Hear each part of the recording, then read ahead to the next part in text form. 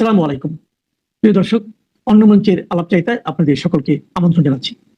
Doctor Yunus তিনি হ্যাঁ না ভোটের অপেক্ষায় আতঙ্কে দিন কাটাচ্ছেন যমুনায়। খবর কিন্তু একবারে পাক্কা খবর, এর মধ্যে কোনো 99.99% হচ্ছে পাক্কা খবর। এই ভোটে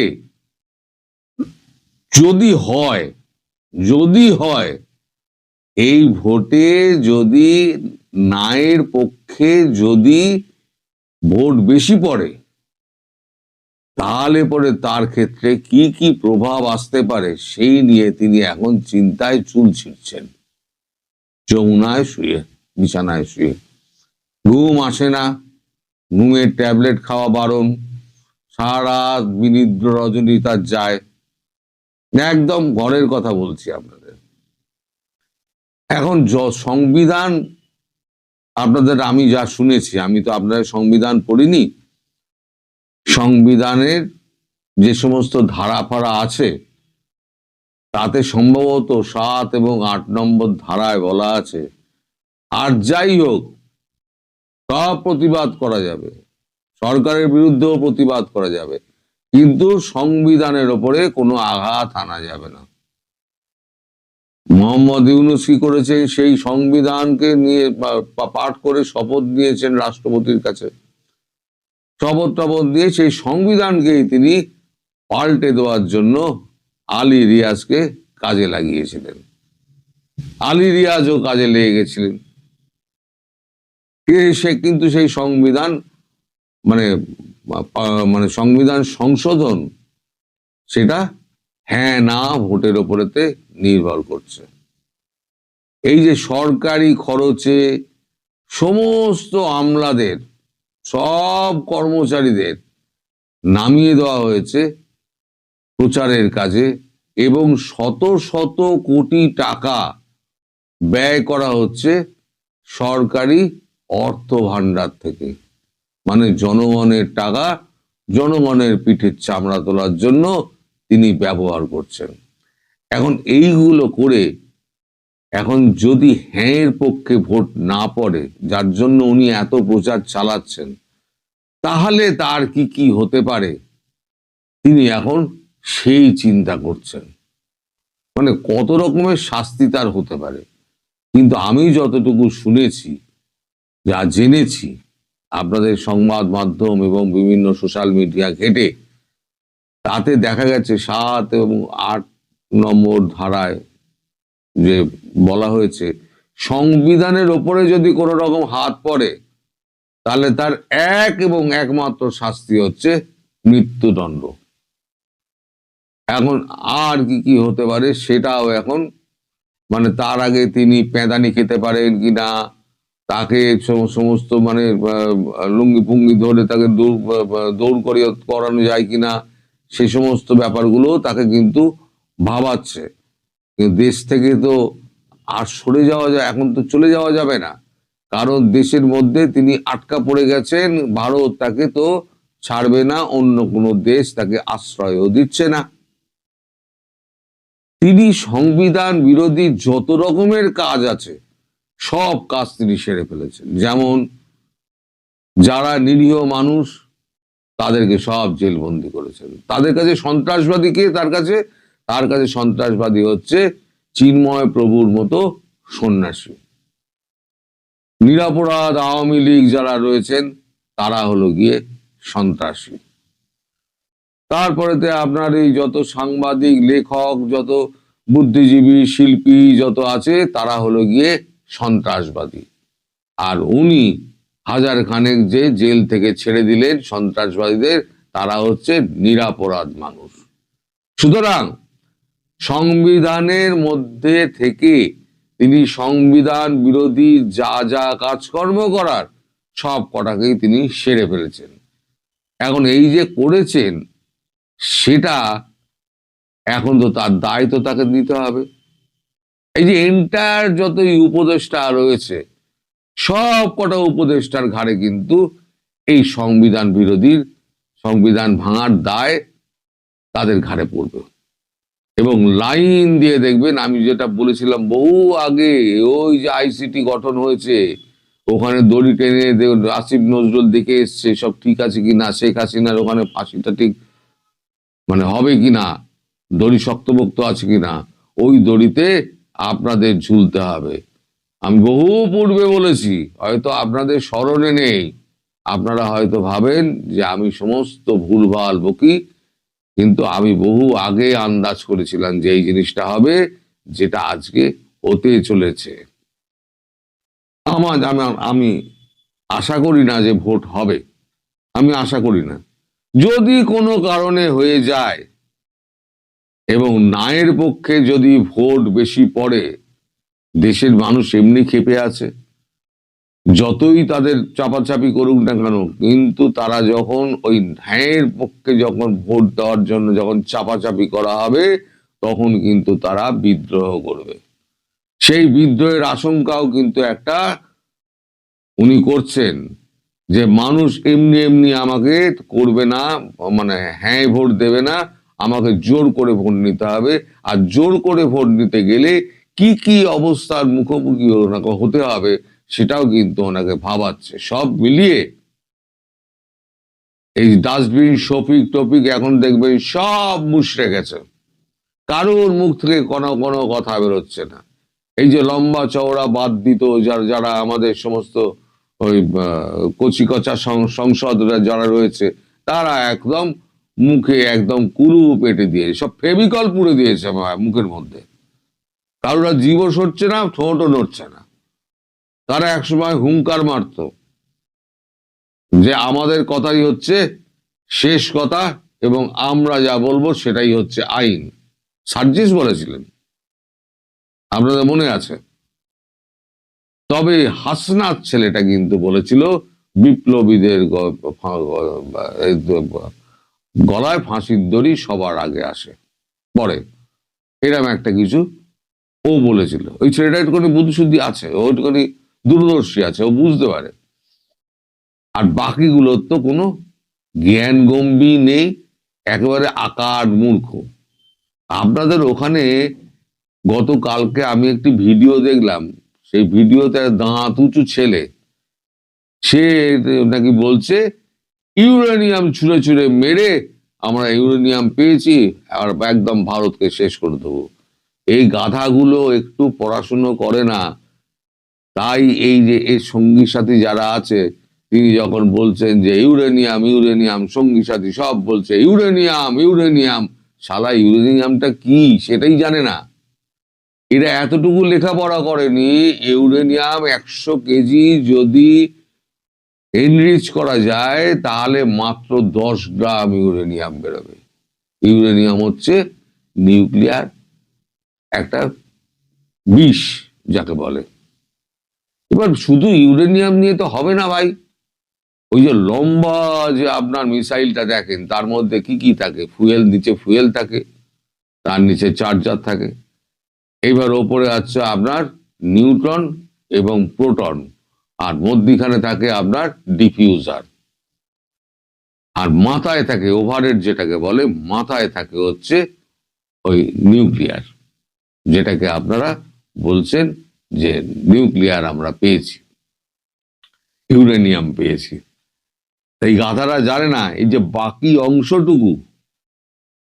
তারপর আবার প্রজেক্টর আছে যেটা দিয়ে আপনি ছুড়বেন, তারও ব্যবস্থা নেই।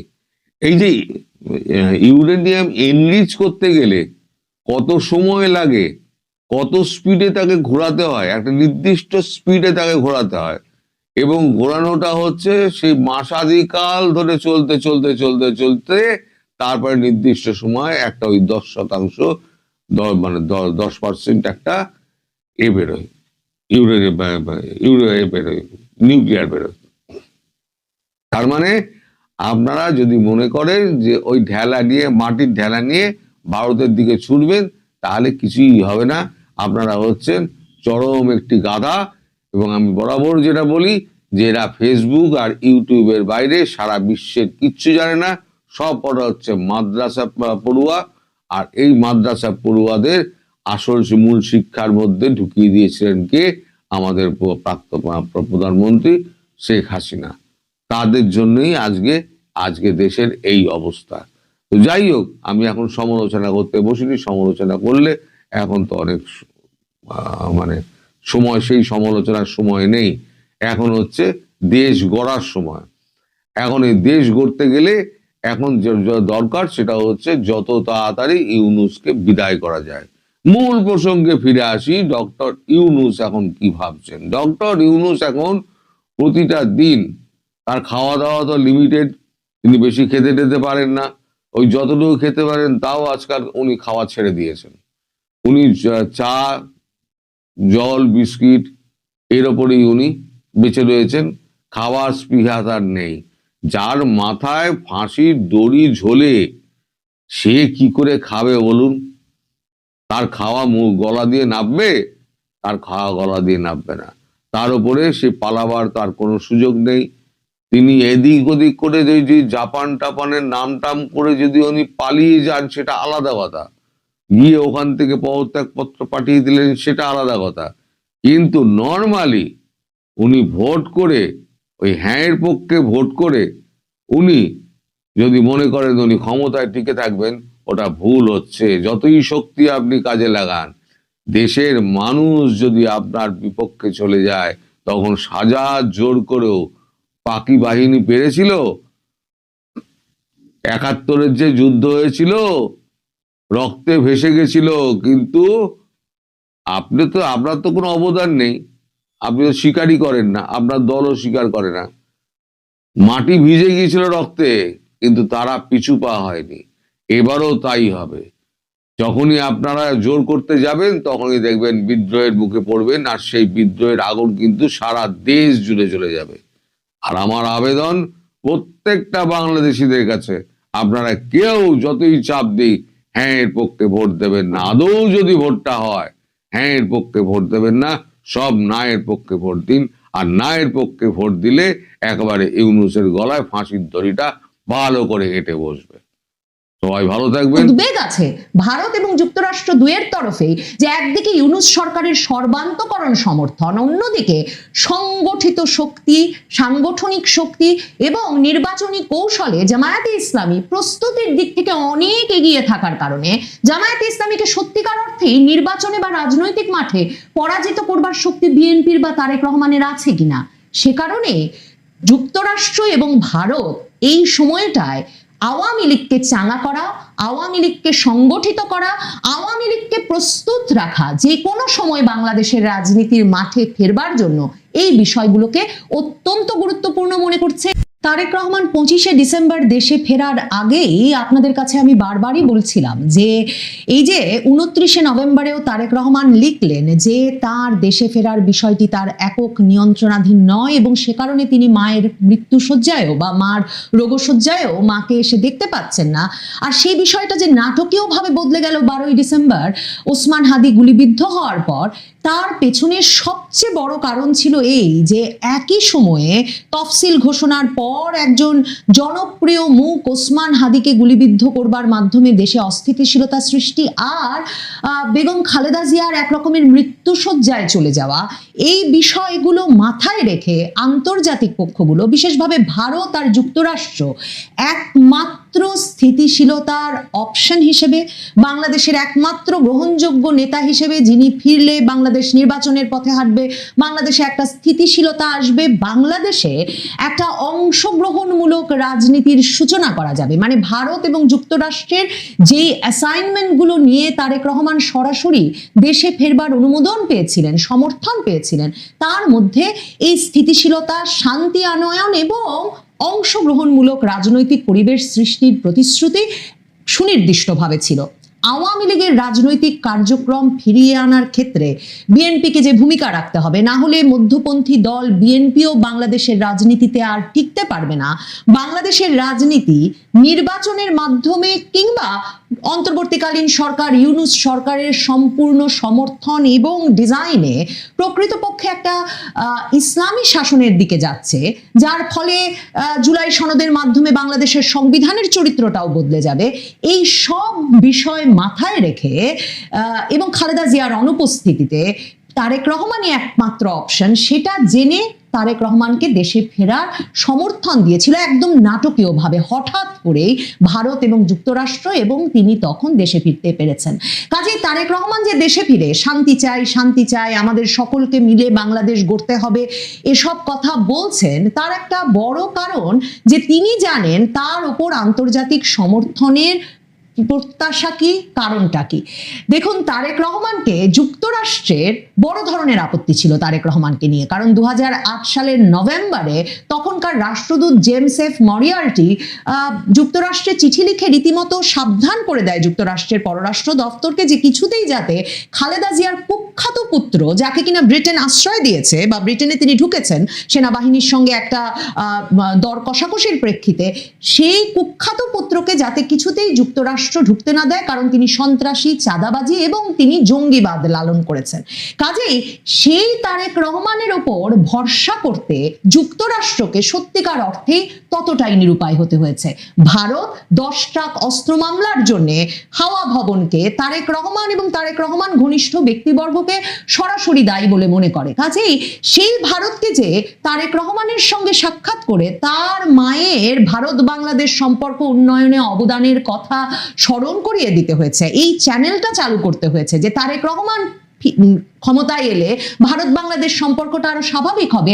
এর পুরোটার কারণই বাংলাদেশকে একটা মধ্যপন্থায় রাখা, এবং এতে ভারত এবং যুক্তরাষ্ট্র একজোট হয়ে, একত্র হয়ে, একমত হয়ে মনে করে যে সেই অবস্থায় বাংলাদেশকে রাখতে হলে বাংলাদেশের রাজনীতিতে আওয়ামী লীগকেও ফেরাতে হবে এবং সক্রিয় করতে হবে। কাজেই তারেক রহমানের সঙ্গে হাত মিলিয়ে গেছেন বলেই ভাবার কারণ নাই যে ভারত আমেরিকার সেই যে চেষ্টা, সে চেষ্টার অবসান হয়েছে। তারা নিবিড়ভাবে লক্ষ্য রাখছে তারেক রহমান বিএনপি আওয়ামী লীগকে রাজনীতিতে ফেরাতে কি করে। নির্বাচনটা হয়ে যাবে কিনা তা নিয়ে যখন সকল পক্ষের সন্দেহ আছে এবং উদ্বেগ আছে যে নির্বাচন না হলে এই চরমপন্থীদের উস্কানি দেওয়া, আশকারা দেওয়া ইউনূস সরকার আরো দীর্ঘমেয়াদে থাকবে, এবং সে সময়ও রাজনীতিতে আসলে সক্রিয়ভাবে আওয়ামী লীগকে প্রয়োজন হবে, কারণ বিএনপির পক্ষে রাজনৈতিকভাবে মাঠে সেই রাজনীতিকে মোকাবেলা করা সম্ভব হবে না।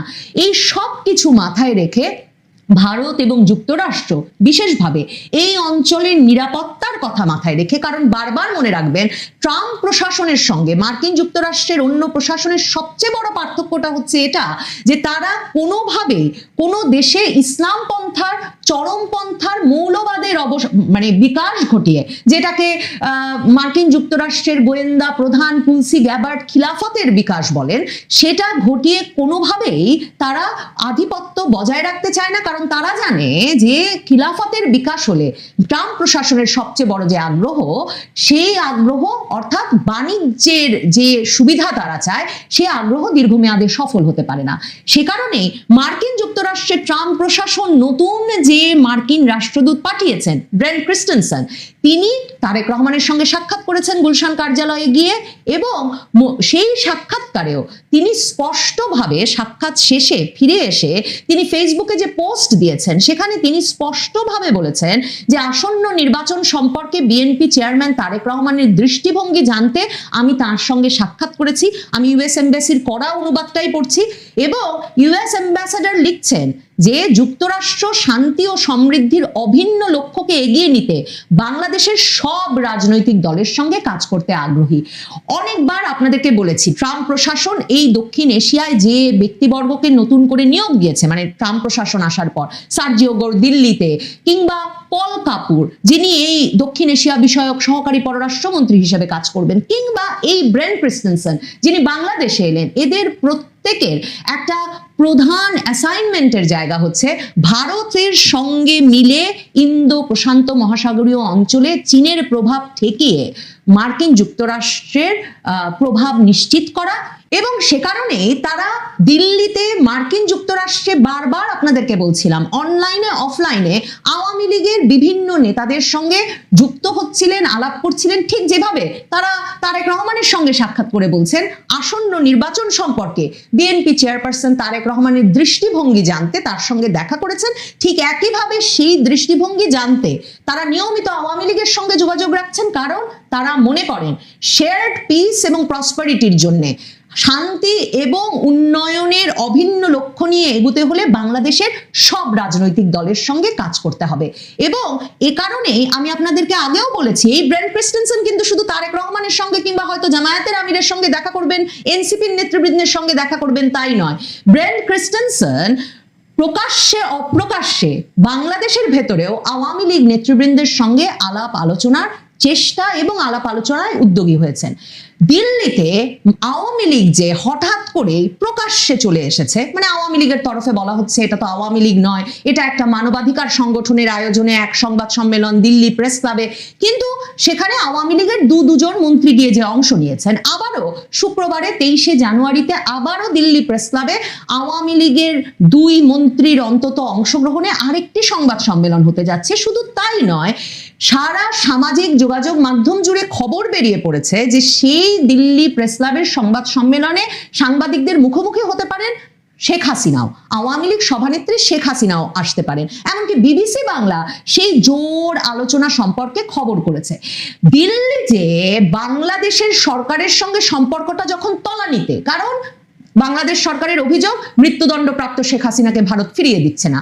বাংলাদেশ সরকারের অভিযোগ শেখ হাসিনাকে ভারতে বসে নেতাকর্মীদের সঙ্গে বিভিন্ন প্ল্যাটফর্মে কথা বলার সুযোগ দিচ্ছে, তিনি বিভিন্ন সময় ফেসবুক লাইভে এসে বক্তৃতা দিচ্ছেন। এসব ভারত সরকার কেন বন্ধ করছে না? সে অবস্থায় ভারত সরকার যে দিল্লি প্রেস ক্লাবে আওয়ামী লীগের সাবেক মন্ত্রীদেরকে, যাদেরকে কিনা ওই অনুষ্ঠানে আওয়ামী লীগের মন্ত্রী হিসেবেই, বাংলাদেশের মন্ত্রী হিসেবেই পরিচয় করিয়ে দেওয়া হচ্ছে, সেই রকম অনুষ্ঠান আয়োজনের যে সুযোগ করতে দিচ্ছে, তাতে স্পষ্ট ভারতের পররাষ্ট্র মন্ত্রণালয়, এস জয়শঙ্কর, ভারতের নিরাপত্তা উপদেষ্টা অজিত দোভাল সহ ভারত সরকার সরাসরি বার্তা দিতে চায় বাংলাদেশের সরকার, অন্তর্বর্তীকালীন সরকার ইউনূস সরকারকে, এবং সে বার্তা তারা পৌঁছে দিতে চায়, এক রকমের রিমাইন্ডার তারা বিএনপির উদ্দেশ্যেও দিতে চায়। তারা মনে করাতে চায় বিএনপির নেতা কোন প্রতিশ্রুতি দিয়ে বাংলাদেশে ফিরেছেন। তারা মনে করাতে চায় বাংলাদেশের অন্তর্বর্তীকালীন সরকারকে আওয়ামী লীগকে বাংলাদেশের রাজনীতি থেকে ছুঁড়ে ফেলে দেওয়ার রাজনীতি বা অবস্থানটি ভারত সরকার গ্রহণযোগ্য বলে মনে করে না। এবং ভারত জানে যে কেন ইউনূস সরকার ভারতের এই অবস্থান দেখেও এক রকমের নীরব আছে, কারণ ট্রাম্প প্রশাসন এখন ভীষণভাবে সক্রিয়। ট্রাম্প প্রশাসন নিরাপত্তা উপদেষ্টা খলিলকে ডেকে নিয়ে একবার দিল্লিতে অজিত দোভালের সঙ্গে সাক্ষাৎ করিয়ে এই বিষয়টি বলেছে যে ট্রাম্প প্রশাসন আগামী নির্বাচনে আওয়ামী লীগের অংশগ্রহণ চায়। ট্রাম্প প্রশাসন একেবারে এই সবে মাত্র জাতীয় নিরাপত্তা উপদেষ্টা খলিলুর রহমানকে আরেক দফা ওয়াশিংটনে নিয়ে গিয়ে পল কাপুর, সার্জিও গোর সহ ট্রাম্প প্রশাসনের এই দক্ষিণ এশিয়া বিষয়ক নেতৃবৃন্দ স্পষ্টভাবে ইউনূস সরকারকে জানিয়েছে তারা শেয়ার্ড পিস এবং প্রসপারিটির জন্য, শান্তি, স্থিতিশীলতা, উন্নয়নের জন্য বাংলাদেশের সকল রাজনৈতিক দলের অংশগ্রহণে নির্বাচন চায়, সকল রাজনৈতিক দলের বাংলাদেশের রাজনীতিতে অংশগ্রহণের অধিকার চায়। আপনাদের বলেছি যে এমনকি ট্রাম্প প্রশাসন প্রতিনিধি পাঠিয়েছে যে একটা মানে রিকনসিলিয়েশন প্রক্রিয়ার মাধ্যমে দক্ষিণ আফ্রিকার আদলে বাংলাদেশে আওয়ামী লীগের রাজনীতিকে ফিরিয়ে আনার বিষয়ে উদ্যোগী হওয়ার সুযোগ আছে কিনা। কাজে ট্রাম্প প্রশাসন সকল অ্যাভিনিউ পরীক্ষা করে দেখছে। এর মধ্যে দুটো জায়গায় তারা সর্বোচ্চ চাপ প্রয়োগ করছে, এক ইউনূস সরকারকে, কিন্তু ইউনূস সরকারকে তারা বিশ্বাস করতে পারছে না। সে কারণে সেই বিশ্বাস তারা রাখতে চাইছে তারেক রহমানের উপরে, যে তারেক রহমান যদি বা নির্বাচনের আগে আওয়ামী লীগকে রাজনীতিতে ফেরানোর বিষয়ে সর্বোচ্চ উদ্যোগ না নিতে পারেন, তাহলে তিনি যাতে নির্বাচনের পর তাতে উদ্যোগী হন। কিন্তু সেক্ষেত্রেও বিশ্বাসের সম্পর্কের সমস্যা আছে ভারত এবং যুক্তরাষ্ট্র দুয়ের সঙ্গে। তারেক রহমানের তার মধ্যে উদ্বেগ আছে ভারত এবং যুক্তরাষ্ট্র দুয়ের তরফেই, যে একদিকে ইউনূস সরকারের সর্বান্তকরণ সমর্থন, অন্যদিকে সংগঠিত শক্তি, সাংগঠনিক শক্তি এবং নির্বাচনী কৌশলে জামায়াতে ইসলামী প্রস্তুতির দিক থেকে অনেক এগিয়ে থাকার কারণে জামায়াতে ইসলামীকে সত্যিকার অর্থেই নির্বাচনে বা রাজনৈতিক মাঠে পরাজিত করবার শক্তি বিএনপির বা তারেক রহমানের আছে কিনা। সে কারণে যুক্তরাষ্ট্র এবং ভারত এই সময়টায় আওয়ামী লীগকে চাঙা করা, আওয়ামী লীগকে সংগঠিত করা, আওয়ামী লীগকে প্রস্তুত রাখা যে কোনো সময় বাংলাদেশের রাজনীতির মাঠে ফেরবার জন্য, এই বিষয়গুলোকে অত্যন্ত গুরুত্বপূর্ণ মনে করছে। এবং সেই দুই প্রশাসনের একেবারে প্রত্যক্ষ সমর্থন এবং প্রত্যক্ষ প্রত্যক্ষ উৎসাহেই আওয়ামী লীগের নেতৃবৃন্দ বিশেষভাবে ভারতের রাজধানী দিল্লিতে ঘন ঘন সংবাদ মাধ্যমের সামনে নানা সংগঠনের ব্যানারে আসার সিদ্ধান্ত নিয়েছেন। শেখ হাসিনা সহ আওয়ামী লীগ নেতৃবৃন্দ প্রকাশ্যে বক্তৃতা রাখছিলেন বটে, এবং আওয়ামী লীগ নেতৃবৃন্দ যেটা বলেছেন যে দিল্লির আগে আমরা জেনেভায় সম্মেলন করেছি, ব্রাসেলসে সম্মেলন করেছি, লন্ডনে সম্মেলন করেছি, কাজেই দিল্লিতে সংবাদ সম্মেলনকে আলাদাভাবে দেখবার কোনো কারণ নেই। কিন্তু নিশ্চিতভাবেই স্পর্শকাতরতার বিচারে এবং মনোযোগের বিচারে দিল্লি প্রেস ক্লাবে আওয়ামী লীগের মন্ত্রীদের উপস্থিতিতে সংবাদ সম্মেলন কতটা গুরুত্ব বহন করবে এবং সেটা কি ধরনের অস্বস্তি তৈরি করবে বাংলাদেশের অন্তর্বর্তীকালীন সরকারের ভেতরে এবং কি বার্তা দেবে বাংলাদেশের রাজনৈতিক দলগুলোর প্রতি, সেটা নিশ্চিতভাবে ভারত সরকার জানে, এবং জেনেও তারা যে এমন একটা সিদ্ধান্ত নিয়েছে তার কারণ মার্কিন যুক্তরাষ্ট্র এবং ভারত এই বার্তাটি একজোট হয়ে বাংলাদেশের অন্তর্বর্তীকালীন সরকার এবং রাজনৈতিক দলগুলোকে দিতে চাইছে যে বাংলাদেশে একটা অংশগ্রহণমূলক রাজনীতি তাদের একমাত্র কাম্য।